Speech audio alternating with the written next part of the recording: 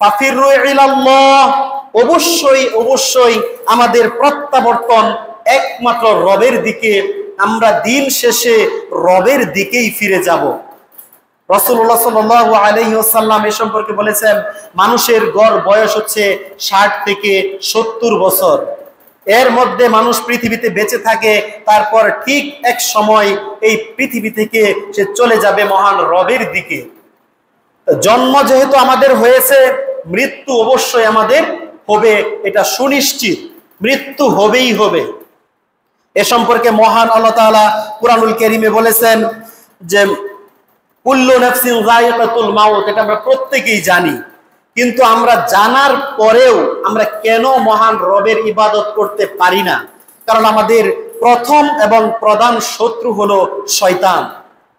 শয়তান হলো আমাদের প্রধান এবং প্রথম শত্রু। মহান রব্বুল আলামিন কুরআনুল কারীমে শয়তান সম্পর্কে অসংখ্য জায়গায় তিনি বলেছেন যে এই শয়তান থেকে আমরা কিভাবে নিজেকে বাঁচাতে পারবো।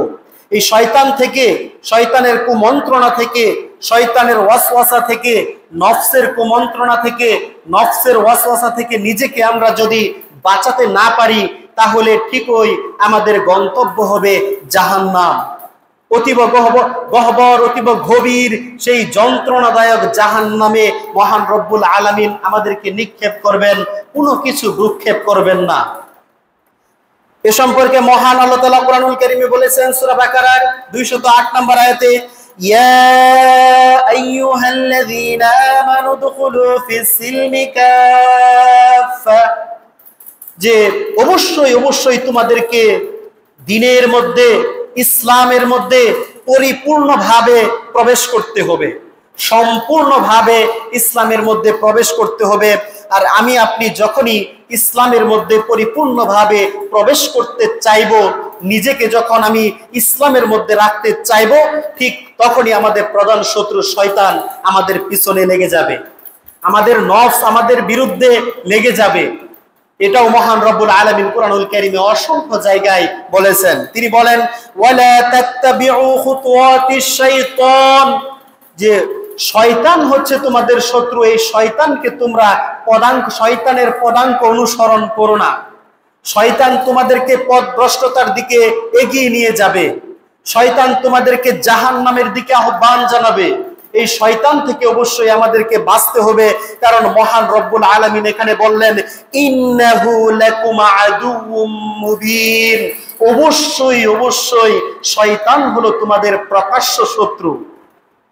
কুরআনুল কারীমে অসংখ্য আয়াত আছে, আল্লাহ বলছেন শয়তান তোমাদের গোপন শত্রু, শয়তান তোমাদের প্রকাশ্য শত্রু, শয়তান তোমাদের প্রথম শত্রু। এই শয়তান চাইবে আমাদেরকে জাহান্নামে নিক্ষিপ্ত করার জন্য, জাহান্নামে নিয়ে যাওয়ার জন্য। আর আমাদেরকে অবশ্যই বাঁচতে হবে, আমরা যেন জাহান্নাম থেকে বাঁচতে পারি। তো শয়তানের পদাঙ্ক আমরা যদি অনুসরণ করি, অবশ্যই আমাদের স্থান হবে জাহান্নাম। আর আমরা যদি শয়তানের পদাঙ্ক অনুসরণ করা থেকে বিরত থেকে নফসের বিরুদ্ধে আমরা যদি জিহাদ করে মহান রবের পথে থাকতে পারি, ইসলামের মধ্যে পরিপূর্ণভাবে আমরা যদি থাকতে পারি, তাহলে আমরা জান্নাত আশা করতে পারি মহান রব্বুল আলামিনের কাছে।